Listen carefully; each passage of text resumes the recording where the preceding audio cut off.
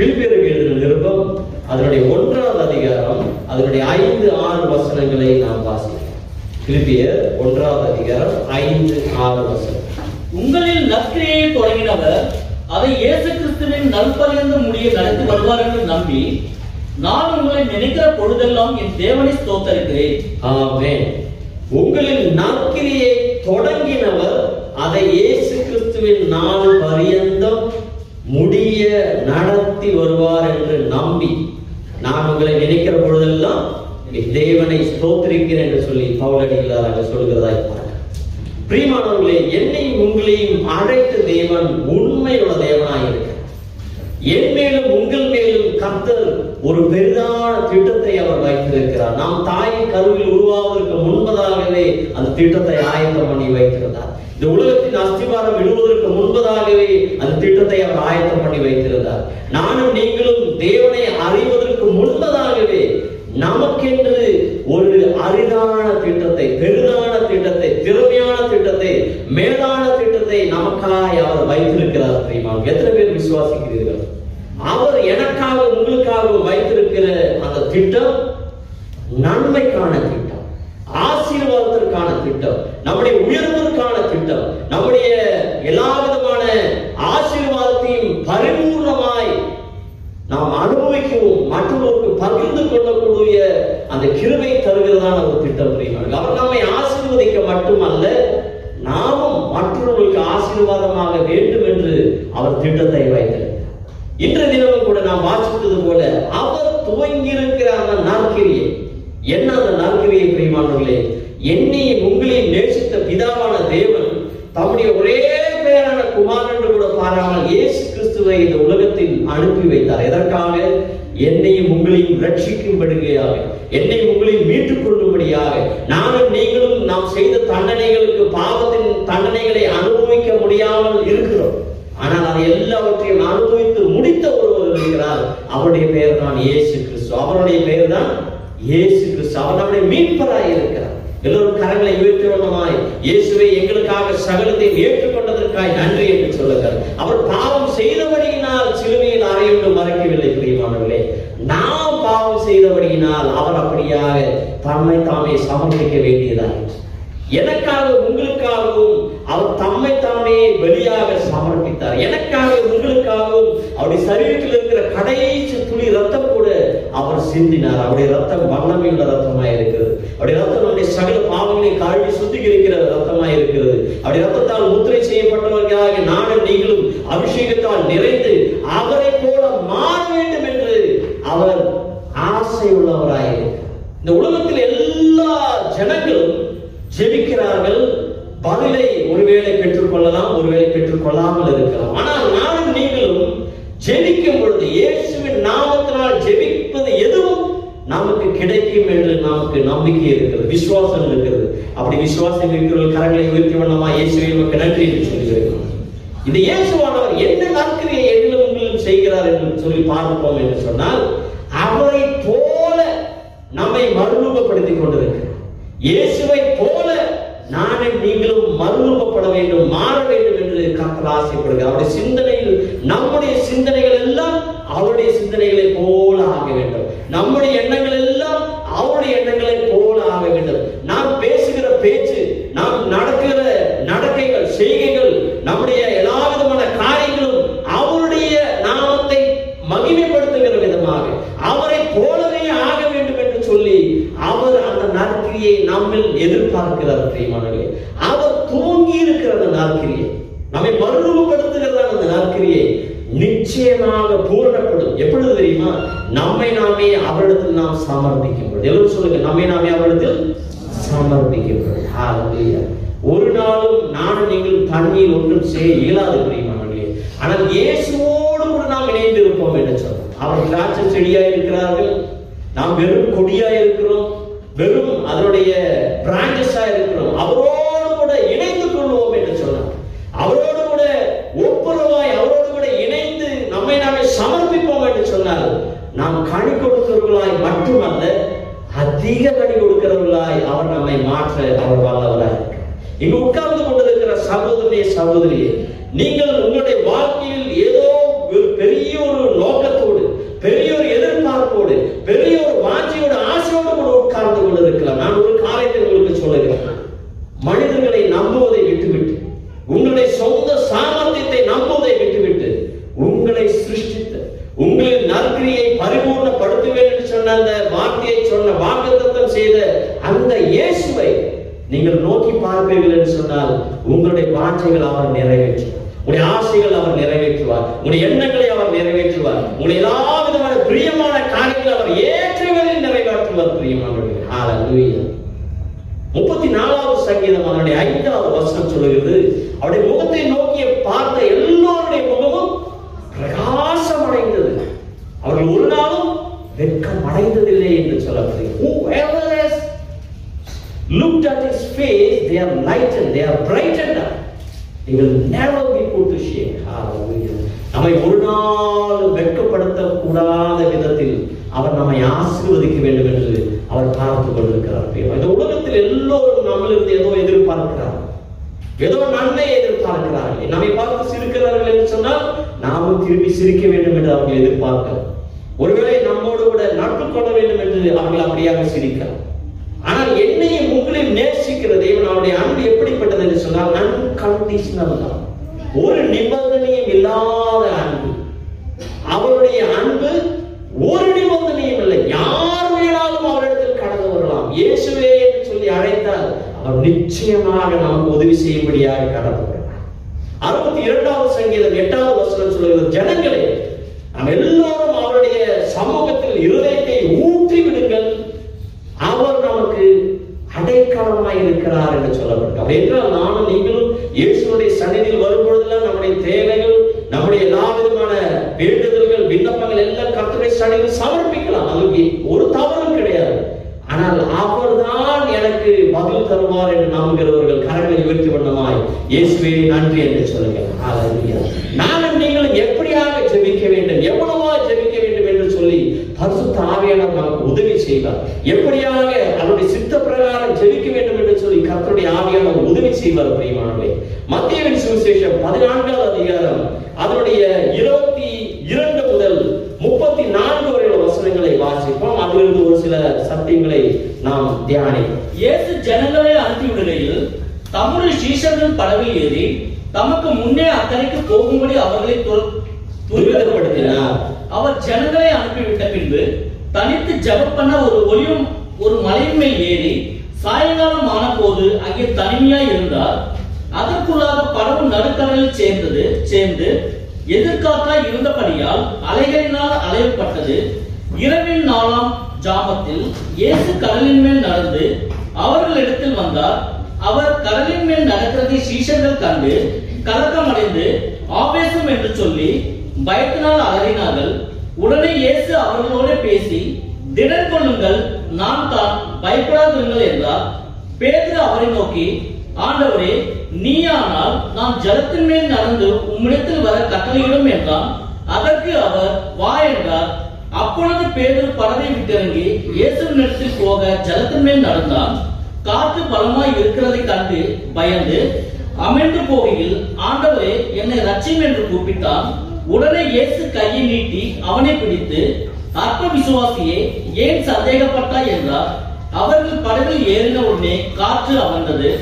அப்பொழுது படகில் உள்ளவர்கள் வந்து, மெய்யாகவே நீ தேவனுடைய குமாரன் என்று சொல்லி அவரை பணிந்து கொண்டார்கள். பின்பு அவர்கள் கடலை கடந்து கனசரேத் என்னும் நாட்டில் சேர்ந்தார்கள். போதும். தேங்க்யூ. தினேஷ் பிரதருக்கு மைக்கெல்லாம் வேணாம், எல்லாருக்கும் கேட்டது இல்லைங்களா? உங்களுக்கு கேட்டதா ராஜன் பிரதர்? ஒரு முறை ஒரு சுசேஷன் ஒரு கதை சொன்னார். நான் முதல்ல சொல்லிடுறேன், நகைச்சுவை, அதனால சிரிக்க தயாரா இருக்கு. நான் சொல்றதுக்கு அப்புறம் நீங்க சிரிக்கலாம், அவங்க நாய் சங்கடப்படுறேன். அப்போ அந்த சுசேஷன் என்ன சொன்னாருன்னா, ஒருவர் வந்து வாக்கிங் போறாரு, காலையில கூட நாய்க்குட்டி கூட்டு போறாரு, அவரோட நாய்க்குட்டி கூட்டு போறாரு.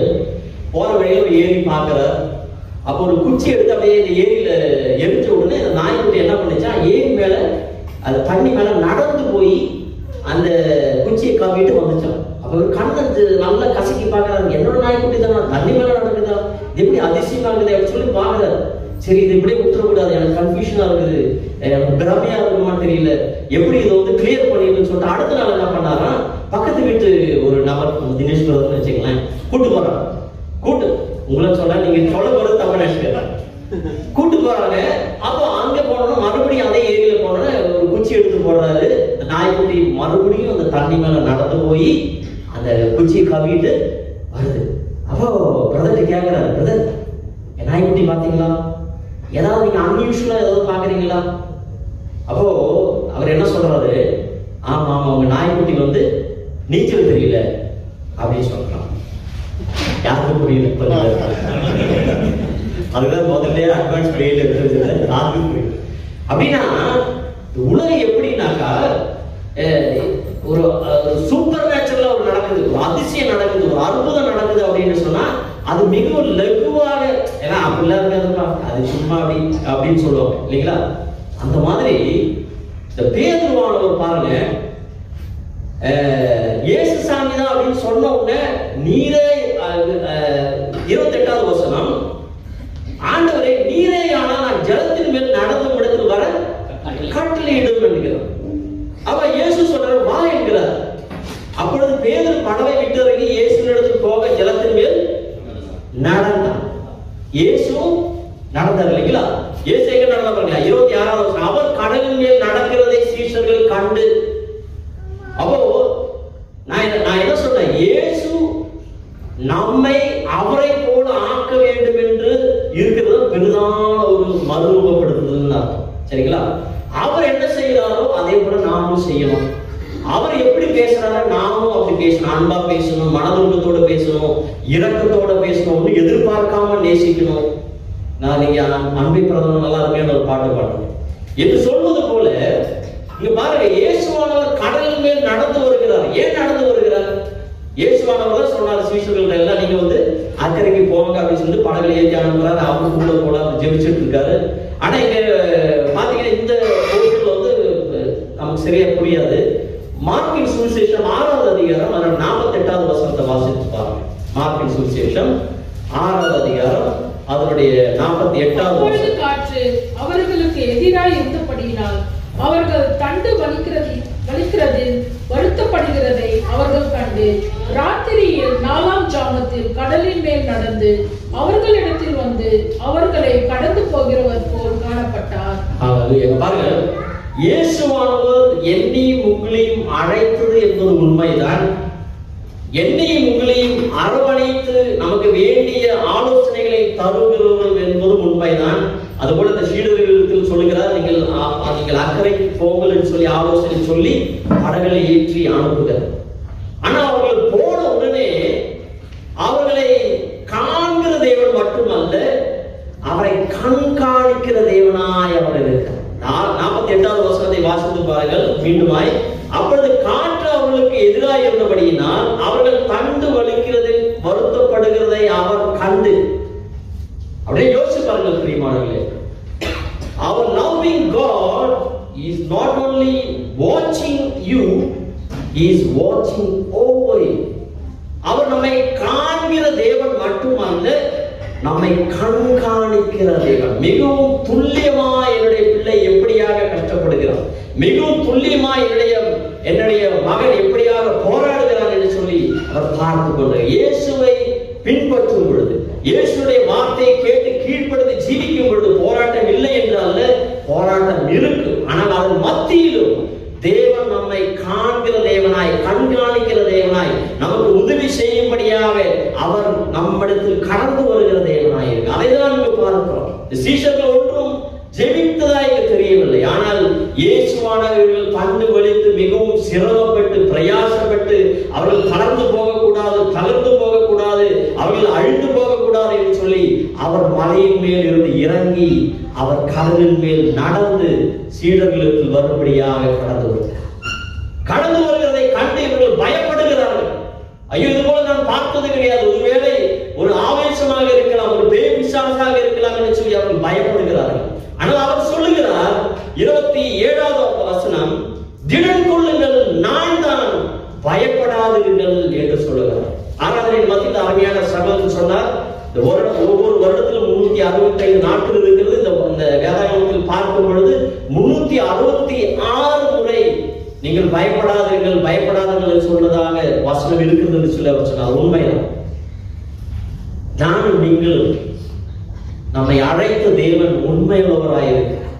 நம்மை நேசிக்கிற தேவன் உண்மையுள்ளவராயிருக்கிறார். நமக்கு வாக்குத்தத்தம் பண்ணின தேவன் உண்மையுள்ளவராயிருக்கிறார். ஒரு நாள் நம்மை கைவிட மாட்டார். ஒரு நாள் நம்மை மறக்க மாட்டார். ஒரு நாள் நம்மை வெறுக்க மாட்டார். ஒரு நாள் நம்மை ஒதுக்கிவிட மாட்டார் என்று சொல்லி நாம் அறிந்து கொள்ளும் பொழுது நாம் பயப்பட தேவையே இல்லை. பிரியமானவர்களே, லூக்காவின் சுவிசேஷம் 12வது அதிகாரம் அதனுடைய 4 முதல் 7 வரை உள்ள வசனங்களை நான் வாசிக்கிறேன். 12வது அதிகாரம் அதை வாசிக்கிறேன். என் சிநேகிதராகிய உங்களுக்கு நான் சொல்லுகிறேன், இயேசுவானவர் சொல்லுகிறார், சரீரத்தை கொலை செய்து அதன் பின்பு ஒன்று செய்ய திராணி இல்லாதவர்களுக்கு பயப்படாதீங்க. அப்படின்னா மனுஷனுக்கும் பயப்படாதீங்க, விலங்குகளுக்கும் பயப்படாதீங்க, பிசாசுக்கும் பயப்படாதீங்க, பேய்களுக்கும் பயப்படாதீங்க, ஒன்றுக்கும் பயப்படாதீங்க. மேக்சிமம் அவங்களுக்கு என்ன பண்ண முடியும் தெரியுமா? உங்க ஜீவனை எடுக்க முடியும், அவ்வளவுதான். கொல்ல முடியும், சரீரத்தை தான் கொல்ல முடியும். உங்களுடைய ஆத்மாவை தொட முடியுமா? தொட முடியாது. தொடர்ந்து வாசிக்கிறேன் பாருங்க. நீங்கள் இன்னாருக்கு பயப்பட வேண்டும் என்று உங்களுக்கு காண்பிக்கிறேன். ஆனால் நம்ம ஒரு பயம் நமக்கு இருக்கணும். என்ன பயம்? கொலை செய்த பின்பு நரகத்திலே தள்ள வல்லமை உள்ளவருக்கே பயப்படுங்கள். அது யாரு பிரியமானவர்களே?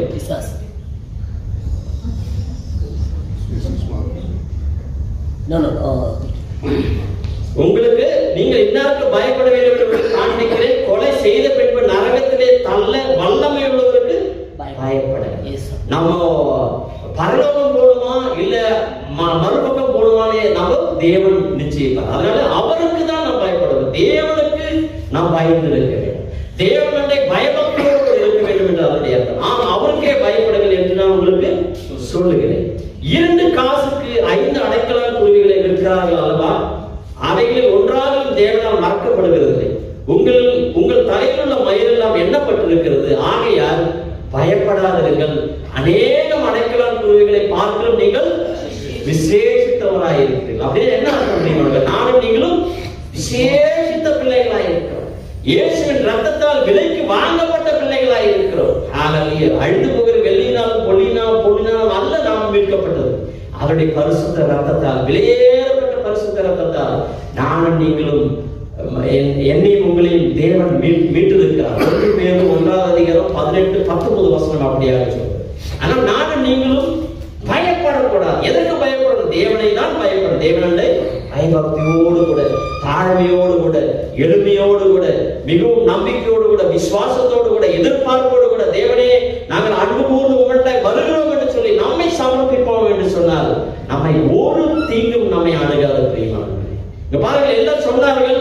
ஆனா அந்த நேரத்தில் பேதுரு சொல்றான், ஆண்டவரே நீரே ஆனால் நான் உங்களுக்கு வரும்படியாக கட்டளையிடும் என்று சொல்றேன். அப்ப அவர் ஒரே ஒரு வார்த்தை சொல்றோம், வா என்றுகிறார். இயேசுவானவர் is telling just come, அவ்வளவுதான் சொல்றார், வேற ஒண்ணுமே சொல்லல. அப்பொழுது பேதுரு படவை விட்டு இறங்கி இயேசுவின் இடத்தில் போக ஜலத்தின் மேல் நடக்கலையே.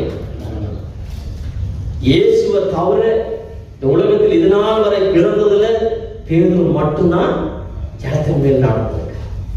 என்ன ஒரு ஆசீர்வதிக்கப்பட்ட ஒரு சம்பவம் யோசிச்சு பாருங்க. ஆனா இவனுடைய வாழ்க்கையிலும் ஒரு சில பிரச்சனைகள் வந்தது, போராட்டங்கள் வந்தது. நானும் நீங்களும் கூட இயேசுவனுடைய வார்த்தை இப்போ இங்க பார்த்தோம்னா இயேசுவானவர் கடலின் மேல் நடக்கிறார், பேதுரு ஜலத்தின் மேல் நடக்கிறார். 2 பேரும் தண்ணி மேல் நடந்தாங்கன்னு வச்சுக்கல, சுருக்கமா காரண சொல்லிக்கலாம். சோ என்னெல்லாம் இயலாம இருந்ததோ அதெல்லாம் இயலும்படியாக அவர்கள் நடந்தார்கள். whatever it was impossible by nature, it was possible for them. யாருக்கு? இயேசு கிறிஸ்துவுக்கும் பாசிபிளா இருந்தது, பேதுருவுக்கும் பாசிபிளா இருந்தது, இல்லைங்களா? அன்யூஷுவலா நடக்கிற காரியம் யூஷுவலா நடக்கிற மாதிரி அவன் நடந்தான். நேச்சுரலா கிடையாது, சூப்பர் நேச்சுரலா அதிபயங்கரமான அற்புதத்தோடு கூட அவர்கள் தண்ணி மேல நடந்தாங்க. இயற்கைக்கு மேலாக அற்புதமாய் அவர்கள் நடந்தாங்க. இயற்கைக்கு அந்த இது பிரகாரம் அவங்க முழுகி இருப்பாங்க இல்லைங்களா? ஆனா முழுகல, அவர்கள் நடந்தார்கள். அப்படியே என்ன அர்த்தம்? இயேசு கிறிஸ்துவை நாம் பார்க்கும் பொழுது அவருக்கு வல்லமை இருக்கிறது, அதிகாரம் இருக்கிறது. உலகத்தில் படைத்த சகலதும் அவருடைய வார்த்தையினால் படைத்தார் அவர். அதனால் அது மேல் அதிகாரம் அவருக்கு இருக்கு. அதனால் அவர் நடந்தார். ஆனால் பேதுரு எப்படியாக நடந்தான் என்று யோசித்து பாருங்க. எப்படி நடந்தான் சொல்லுங்க. இயேசுவானவர் தண்ணீர் மேல் நடந்ததன் காரணம் அவர் சிருஷ்டித்த சகல காரியங்களில் அவருக்கு அதிகாரம் வல்லமை உண்டு. அதனால அவர் நடந்தார். பேதுரு எப்படி நடந்தார்? அவரை பார்த்து இயேசுசாமி இருக்கிறாருன்னு பார்த்து நடந்தார். இயேசுவின் வார்த்தையை நம்பி அவன் இறங்கினான். அதுதான் பாஸ்டர் சொல்லுகிறார். அப்போ இயேசு சொன்னார், வா என்று சொன்னார். அந்த வார்த்தையை அவன் நம்பினான். எல்லாரும் சொல்லுங்க, நம்பினான். நானும் நீங்களும் இயேசுவின் வார்த்தையை நம்புகிறவராய் இருந்தால் நிச்சயமாக இம்பாசிபிளான காரியம் பாசிபிளாய் நடக்க முடியும் பிரியமானவர்களே. ஆனால் ஒரு காரியம் கூட செய்ய வேண்டும்.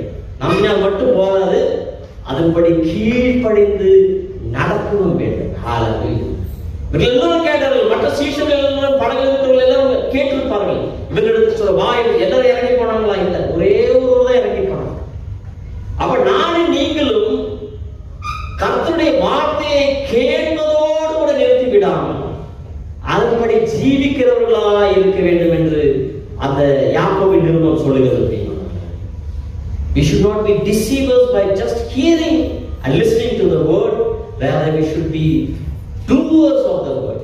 வார்த்தையின்படி செய்கிறவர்களாய், வார்த்தையின்படி ஜீவிக்கிறவர்களாய் இருக்க வேண்டும் என்று அங்கே சொல்லப்படுகிறது. வார்த்தையின்படி வார்த்தையை நம்பினான். இரண்டாவது, வார்த்தையின்படி அவன் செய்கையாக செய்து காண்பித்தான். அதனாலதான் அவனுக்கும் நடக்க முடியும். அப்ப நானும் நீங்களும் இயேசுவை போல ஆக வேண்டும் என்று சொன்னால் என்ன செய்யணும்? அவருடைய வார்த்தையை அதிகமாய் நாம் உட்கொள்ள வேண்டும். இப்போ ஜிம்முக்கு எல்லாம் போறவங்க நிறைய பேர் இருப்பாங்க, எனக்கு தெரியல, யாரும் கேட்கல. ஜிம்முக்கு போறவங்க மசில் நிறைய உண்மை என்ன பண்ணுவாங்க?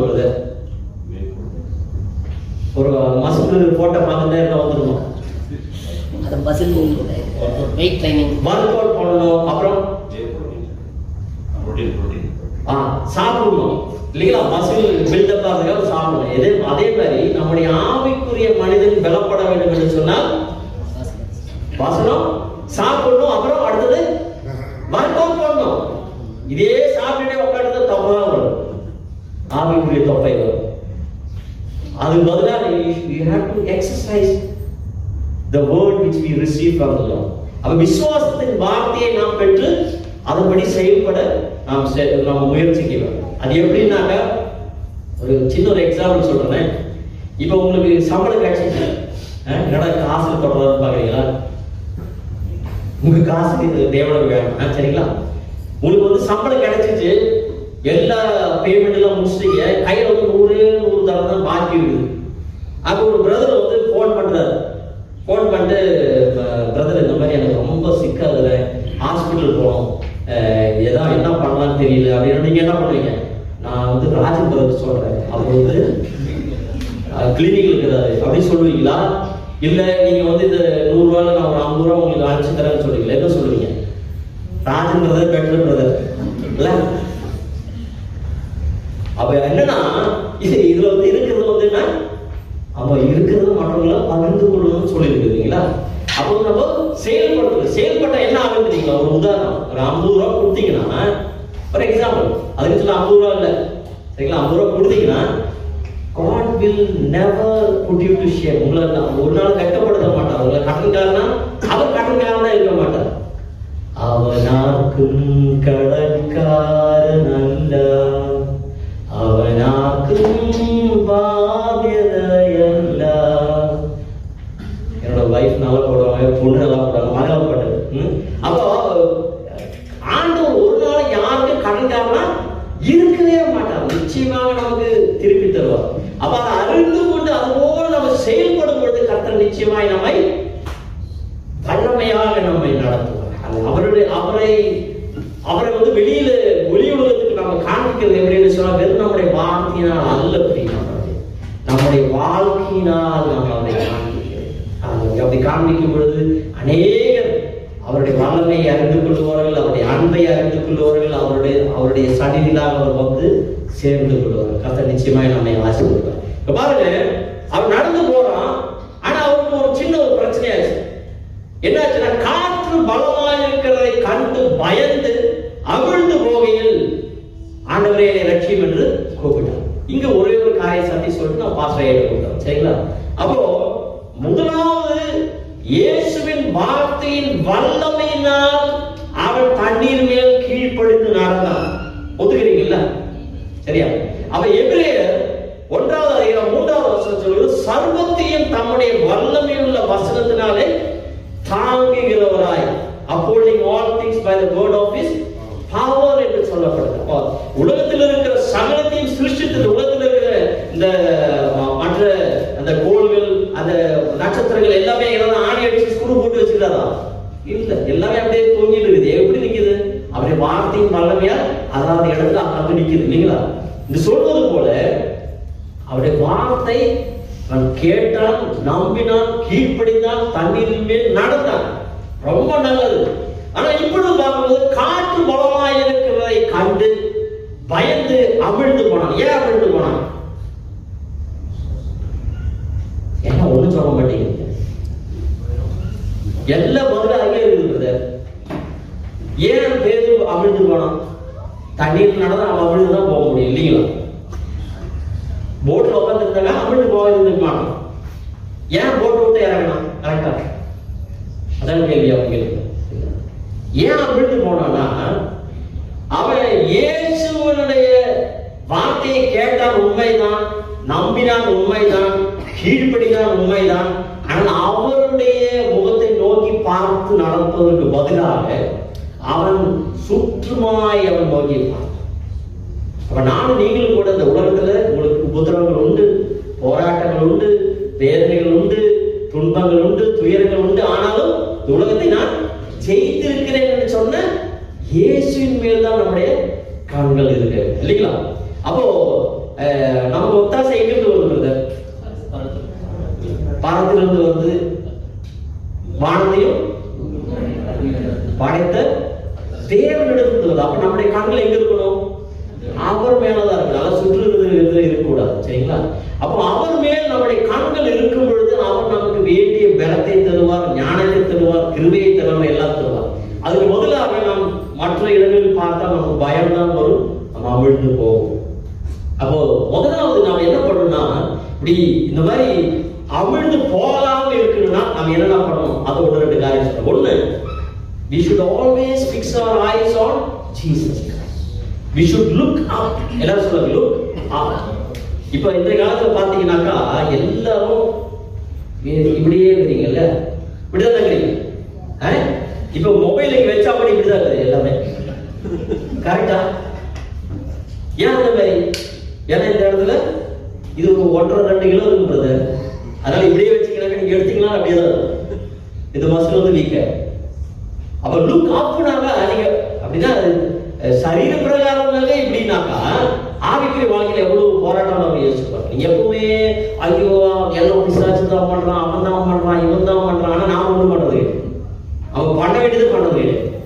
அப்போ நம்ம மேல் நோக்கி தேவனை நோக்கி பார்க்க வேண்டும். தேவனை நோக்கி பார்ப்பது சொன்னால் நம்ம பயபக்தியோடு கூட அவரை ஆராதிக்கும்படியாக பார்க்க வேண்டும். So looking up is devotion and dedication. மிகுந்த பயபக்தியோடு கூட ஆராதனை செய்யும்படியா. அப்ப looking up is worship, ஆராதனை. சரிங்களா? looking up என்ன சொல்லுங்க? worship, ஆராதனை. அவரை நோக்கி பார்த்து ஆராதிக்க வேண்டும், நன்றி செலுத்த வேண்டும். அருமையாக இந்த தினம் ஆராதனை தூங்கும்படி நன்றி செலுத்தி விடுதான். அதே போல அவரையே நாம் ஆராதிக்க வேண்டும், அவரையே நாம் துதிக்க வேண்டும், அவரையே நாம் மகிமைப்படுத்த வேண்டும், அவரை தான் நாம் புகழ வேண்டும். எந்த குடும்பத்திலிருந்து வந்தா தெரியுமா? எந்த தேசத்திலிருந்து வந்தா தெரியுமா? அதெல்லாம் ஒத்துருங்க பிரியமானவர்களே. நாம் எந்த ரத்தத்தால் ரட்சிக்கப்பட்டிருக்கிறோம்? இயேசுவின் ரத்தத்தால் ரட்சிக்கப்படும். இயேசுவே உடைய ரத்தத்திற்காய் நன்றி ஆண்டவரே. எனக்காய் உடைய ரத்தத்தை சிந்தினீர், அதற்காய் நன்றி. எனக்காய் உடைய ரத்தத்தை சிந்தி என்னை கழுவும்படியாக, என்னை சுத்திகரிக்கும்படியாக, என்னை விடுவிக்கும்படியாக, என்னை மறுரூபப்படுத்தும்படியாக, உம்முடைய பிள்ளையாய் மாற்றும்படியாக என் மேல் இறங்கினீரே ஆண்டவரே. நன்றி நன்றி நன்றி நன்றி. ஸ்தோத்திரம் ஸ்தோத்திரம் ஸ்தோத்திரம் என்று சொல்லி பாருங்க. ஸ்தோத்திரம் செய்ய செய்ய சத்ரு எல்லா தாந்திரத்திலிருந்தும் கர்த்தர் நமக்கு விடுதலை தருவார்கள். ஒன்றாவது we should look out. இரண்டாவது we should look in. அப்படின்னா நம்மை நாமே நாம் சோதித்து பார்க்க வேண்டும். பாருங்க, முழுகணும்னா என்ன சொன்ன? அமிழ்ந்து போகையில் அப்படியே நீச்சல் அடிச்சு திருப்பி போட்டுக்கு போனா எதிர்க்குது. அவன் மீனவன் தானே, அவன் நீச்சல் தெரியுமா தெரியாதா? தெரிஞ்சுக்கணும் இல்ல, நிச்சயமா தெரிஞ்சுக்கணும். அப்படி நீச்சல் திருப்பி போட்டு போயிருக்கலாம்ல, கொஞ்சம் தூரம் தான் நடந்திருப்பான். ஆனா அவன் நீச்சல் அடிக்கல, மறந்துட்டான். அவன் சுற்றி பார்த்ததால பயந்துட்டான். பயனால ஃப்ரீஸ் பண்ணிடும் இல்லைங்களா? நம்மள வந்து அப்படியே நிலைக்குலைய செய்யணும். நம்ம என்ன செய்யறோம் எது செய்யறோம்னு நமக்கு தெரியாது. அவன் என்ன சொன்னான்? ஆனா ஒரு காரியம் நல்லா செஞ்சான். ஆண்டவரே என்னை ரட்சியும் என்று சொன்னான். அவன் உள்நோக்கி பார்த்தபோது அவனுக்கு புரிந்த, ஆண்டவரே நான் உண்மையில் வைத்திருந்த நம்பிக்கை நான் விலகி போய்விட்டேன். ஆண்டவரே உண்மையில் வைத்திருந்த நம்பிக்கையில் என்னுடைய வாழ்க்கையில் குறைவு உண்டாயிற்று. என்னுடைய வாழ்க்கையில் நிச்சயமாக அது அவிசுவாசத்தை போல எனக்கு தோன்றுகிறது. ஆண்டவரே என்னுடைய இருதயத்தை நீர் பாரும் ஆண்டவரே என்று சொல்கிறார்.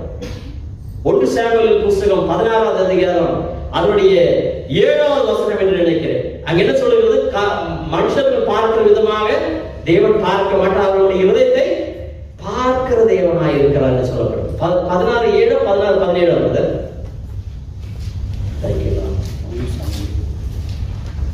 16:7 சரிங்களா? அப்போ நம்முடைய இருதயத்தை பார்க்கிற தேவன் நம்மை நாம் கடந்து போகும்பொழுது நம்முடைய குறைகளை, நம்முடைய குற்றங்களை, நம்முடைய எல்லா விதமான காரியங்களையும் அவர்களுக்கு சமர்ப்பது நல்லது. சங்கீதம் 139 அது 23 24 சொல்கிறது, தேவனே என்னை ஆராய்ந்து என் இருதயத்தை அறிந்து கொள்ளும், என்னை சோதித்து என் சிந்தனைகளை அறிந்து கொள்ளும், வேதனை உண்டாக்கும் வழி என்னிடத்தில் உண்டோ என்று பார்த்து நித்திய வழியில் என்னை நடத்தும். அதுதான் லுக்கிங் இன். அப்போ இது வேற ஒரு வசனம் கூட இருக்கு, பிலிப்பியர் 2:12, நம்ம அதிக பயத்தோடும் நடுக்கத்தோடும் ரட்சிப்பு நிறைவேற பிரயாசப்படும். We have to work out our salvation in fear and trembling. அப்போ நமக்கு தந்திருக்கிற அந்த ரட்சிப்பை நிலைநிறுத்த, அதை அப்படியே காப்பாற்றி கொண்டு போக வேண்டும் என்று சொன்னால் ரட்சிப்பு தந்தவரை நாம் இறுக்கமாய் பிடித்துக் கொள்ளுங்கள். தேவனே என்னில் பாரும் ஆண்டவரே, உம்மை வேதனைப்படுத்துகிற ஏதாவது வழிகளில் இருந்து இருக்கிறதா அதை மாற்றித்தார்கள், முற்றிலுமாய் மாற்றித்தார். ஆண்டவரே என்னை ரட்சியும், என்னை விடுவியும், எனக்கு உதவி செய்யும் என்று சொல்லும் பொழுது கர்த்தர் நிச்சயமாய் நாம் அவர் கர்த்தர் வரும். கர்த்தர் உடனே என்ன சொன்னார் தெரியுங்களா? 41வது அதிகாரம் 10வது வசனம் ஏசாயாவின் புஸ்தகம். அதுல என்ன சொல்றாரு அப்படின்னா, நீ பயப்படாதே, நான் உன்னுடனே இருக்கிறேன், திகையாதே, நான் உன் தேவன், நான் உன்னை பலப்படுத்தி I will strengthen you, உனக்கு சகாயம் பண்ணுவேன், I will help you, என் நீதியின் வலது கரத்தினால் தாங்குவேன், I will uphold you with my righteous right hand. அப்ப நானும் நீங்களும் தேவனை கூப்பிடுகிற அடுத்த க்ஷணத்தில், அடுத்த இமைப்பொழுது அவர் கரத்தை பிடித்து உயர்த்துகிற தேவனாய் இருக்கிறார். பாருங்க, உடனே இயேசு கையை நீட்டி, 31வது வசனம் மத்தேயு 14:31, உடனே இயேசு கையை நீட்டி அவனை பிடித்து, அற்ப விசுவாசியே ஏன் சந்தேகப்பட்டாய்? அப்ப ஒரு கேள்வி, 2 பேரும் தண்ணி மேல நடந்து போயிட்டு இருக்கிறாங்க. இப்ப நீங்க குடிச்சு தூக்கணும்னா நீங்க முழுவீங்களா முழுக மாட்டீங்க? பிசிக்ஸ் தெரிஞ்சவங்களுக்கு புரியும் நான் சொல்றது என்ன. இப்ப ஒருத்தர் குடிச்சு தூக்குறோம்னா நான் வந்து பலம் கொடுக்கணுமா இல்லையா? கால் பலம் கொடுத்து இயேசுவோட முகனாலும் அமர்ந்து போனாரா? போகல. அப்படின்னு என்ன ஆகுதுன்னா, நீங்க எப்பேற்பட்ட நிலைமையில் இருந்தாலும் அவருடைய பாதம் என்னையும் உங்களையும் அலைக்கழித்துக் கொண்டிருக்கிற சகலத்தையும் அவர் பாதத்தின் கீழாய் அவர் அமர்த்தி வைத்திருக்கிறார், அடக்கி வைத்திருக்கிறார். அவர் நிச்சயமாக அதை தளர்த்துக்க விடவே மாட்டார். உங்களை உயர்த்ததான் அவருடைய சித்தம். பிரியமானவர்களே, நீங்கள் புழுதியிலும் குப்பையிலும் உட்கார்ந்து கொண்டிருக்கிறீர்களா? தேவன் சொல்கிறார், நான் உங்களை உயர்த்துவேன் என்று சொல்கிறார். எதற்காக உயர்த்துகிறார்? பிரபுக்களின் மத்தியில் உட்கார வைக்கப்படுகிறார். மற்றவர்கள் முன்பதாக அலங்காரமாய் சிங்காரத்தோடு கூட உங்களை உட்கார வைக்கும்படியாக, பரிசுத்தத்தோடு உங்களை பரிபூர்ண பலத்தோடு விடுதலையோடு உங்களுடைய சுகத்தோடு சௌக்கியத்தோடு ஆரோக்கியத்தோடு உட்கார வைக்கும்படியாக அவர் கரங்களை பிடித்து உங்களை உயர்த்துவார். எந்த இடத்துல நீங்கள் விழுந்தாலும் சரி, அடுத்த க்ஷணத்தில் ஆண்டவரே என்னை ரட்சியும் என்று நீங்கள் கூப்பிடுவீர்கள் என்று சொன்னால் அடுத்த க்ஷணத்தில் உங்களுக்கு உதவி உண்டு.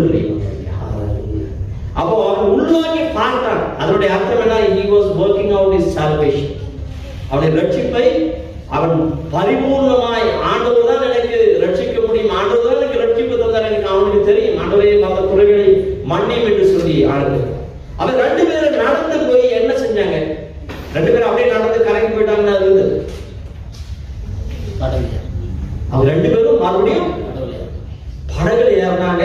படகுல ஏறினோட காற்று அமர்ந்தது. அப்புறம் அவங்க எல்லாரும் கரைக்கு போய் சேர்ந்தாங்க. அப்படியே எல்லாருக்குன்னா இதுல நல்ல ஒரு சத்தியம் இருக்குது. இப்போ நம்ம தனிமையா நம்ம ஜெபிக்கும் போது இயேசுவானவர் நம்முடைய வாழ்க்கையில் ஒரு சில அதிசயங்களை செய்யலாம். அதை பேதுருவை போல தனியா இறங்கி போனான், அதிசயமான காரியம் செய்தான், எல்லாம் செஞ்சான். ஆனா ஆண்டவர் வந்து அவனை மெச்சிக்கொள்ளு. அவன் நீ தண்ணீர் நடந்தப்போ பெருசா பண்ணிட்டா அப்படின்னு அவனு சொல்ல. அவன் அல்ப விசுவாசின்னு சொல்றான் சரிங்களா? ஆனா போட்ல இருக்கிறவங்க என்ன விசுவாசி? எப்போ தண்ணியில நடந்தோடனே அல்ப விசுவாசி, ஏன்னா போட்ல இருக்கிற என்ன விசுவாசி சொல்லுங்க? விசுவாசி இல்லைங்களா? ஒரே குழப்பமா இருக்கு. அவங்க ஆவேசம் கத்துனாங்க அப்படின்னா என்ன அர்த்தம்னா இவனை பெற்றுறது அல்ப விசுவாசி. ஓகே, அவங்களுக்கு வந்து ஒண்ணுமே சொல்லலாம் அவங்கள பத்தி, புரியுது அவங்களுக்கு? அப்படின்னா சபையில சும்மா உட்காந்துருக்கிறவங்களுக்கு என்ன பேரு நான் ஒண்ணு சொல்லல. ஆனா இயேசுவை நம்பி நாம் இறங்கி நடக்கிறோம் என்று சொன்னால் கர்த்தர் நிச்சயமாய் நம்மை வெட்கப்படுத்தலாம். அல்ப விசுவாசம் இருந்தாலும் நம்மை காப்பாற்றலாம் சரிங்களா? ஆனா அந்த காப்பாற்றின பிறகு அவர் 2 பேரும் நடந்து அக்கறைக்கு போகல, மறுபடியும் போட்ல வந்தாரு. அப்படியே நானும் நீங்களும் ஒருவேளை இயேசுவோடு கூட இணைந்து தனிப்பட்ட விதத்தில் அற்புதங்கள் அதிசயங்கள் பெற்றிருக்கலாம். அப்ப நானும் வந்து விசுவாச வீராங்கனை எல்லாம் சொல்லிட்டு நீங்க அப்படியே பாட்டு வேண்டி தனியா போயிட விட நீங்க திரும்பி சபைக்குள்ள வரணும். சொல்றது புரியுது? இயேசு எங்க வச்சிருக்காரு? சபையில வச்சிருக்காரு. இந்த போட்ல தான் போட சொல்லியிருக்காரு. அந்த போட்ல நீங்க திரும்பி வரும். இல்ல எனக்கு அந்த போட்டு ரொம்ப நல்லா இருக்குது. அது எங்க போகுது தெரியுமா? அது வந்து என்னன்றது ஹவாய் மொரக்கோல போகுது. அந்த போட்ல நம்ம இந்த போட்டு சரியில்லை, அவ்வளவு நல்லா இல்லை. ரிதம் வந்து அவங்க போடுறது சரியில்லை, அவங்க டெம்போ சரியில்லை. டெம்போ டிராவலர் மாதிரி சத்தம் ஆகுது நல்லா அங்க போய்க்கலாம் அப்படின்னு போட விட்டுட்டு நான் நீங்க என்ன பண்ணணும்? ஆண்டவர்களை எந்த சபையில் வைத்து நீங்க அக்கறைக்கு போகணும்னு சொல்லி ஒப்படைச்சிருக்காரோ அந்த சபையில் நீங்க வரணும். இயேசுவோட கூட வந்தாலும் வரலையா? வந்தாரு. 2 பேர் ஏறோட காற்று அமர்ந்தது. சுகபத்திரமாய் அக்கறை போய் சேர்ந்தார்கள். அப்ப நானும் நீங்களும் சுகபத்திரமாய் அக்கறை போய் சேர வேண்டும்னா ஒரே ஒரு காரியம், இயேசுவையே நாம் நோக்கி பார்க்க வேண்டும். 2, இயேசு சொல்லுகிறபடியே நாம் செய்ய வேண்டும் சரிங்களா? செஞ்சுட்டு மறுபடியும் இயேசு சொன்ன இடத்திலே நாம் இருக்கணும். நம்ம ஓடி நடக்கிற மாமரமா இருந்தா மரம் மற்ற ஒரு காயும் இருக்காது. அது மாதிரி எதாவது பாத்தீங்களா? ஓடி நடக்கிற மாமரம் இல்ல இருக்காது. அதுக்கு பதிலா நாம எந்த இடத்துல அவர் நாட்டு வைத்திருக்கிற அதே இடத்திலிருந்து அதிக பலனை கொடுக்கும்படியாக கர்த்தர் நமக்கு உதவி செய்வார். அப்ப முதலாவதாக நாம் அவரை பார்க்க, we have to look up in worship. இரண்டாவது look in for our working out our salvation. மூன்றாவது looking around சபைக்குள்ளாக நாம் மறுபடியும் வந்து நாம் அவன் என்ன ஆகுதுன்னா மற்றவங்க பார்த்துருப்பாங்க, பயங்கரமா தண்ணி மேல நடந்து வந்துடுறான் அப்படின்னு பார்த்துருப்பாங்களா இல்லையா? இல்லையா? ஒரு சின்ன ஒரு டிராபி குழந்தை வாங்கினாவே நமக்கு ஒரு சந்தோஷமா இருக்கு.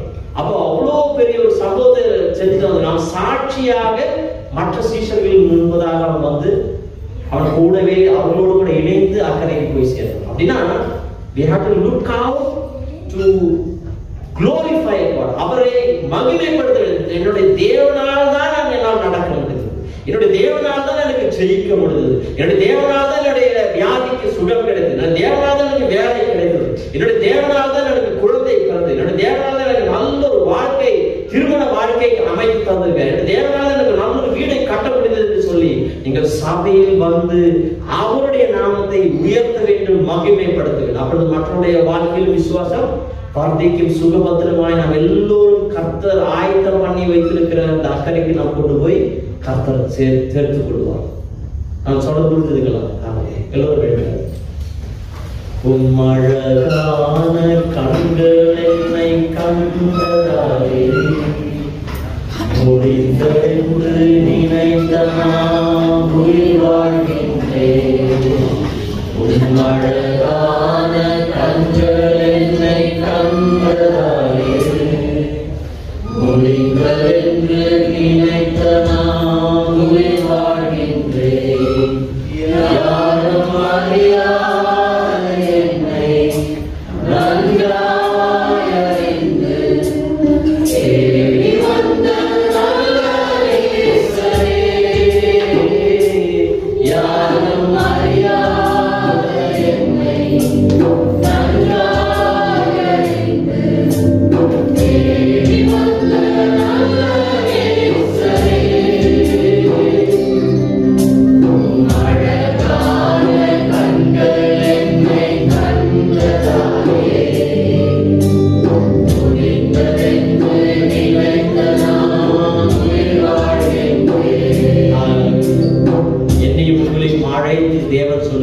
அக்கறைக்கு போங்கள் என்று சொன்ன தேவன் நம்மை காண்கிற தேவன், கண்காணிக்கிற தேவனாய் இருக்கிறார். நாம் கண்டதால், அவர் நம்மை ஏற்ற வேளையில் கண்டதால் நாம் உயிரோடு கூட இருக்கிறோம், ஆரோக்கியத்தோடு கூட இருக்கிறோம், நம்ம செழிப்பாய் இருக்கிறோம், கிருபை நிறைந்தவர்களாய் வாழ்ந்து கொண்டிருக்கிறோம்.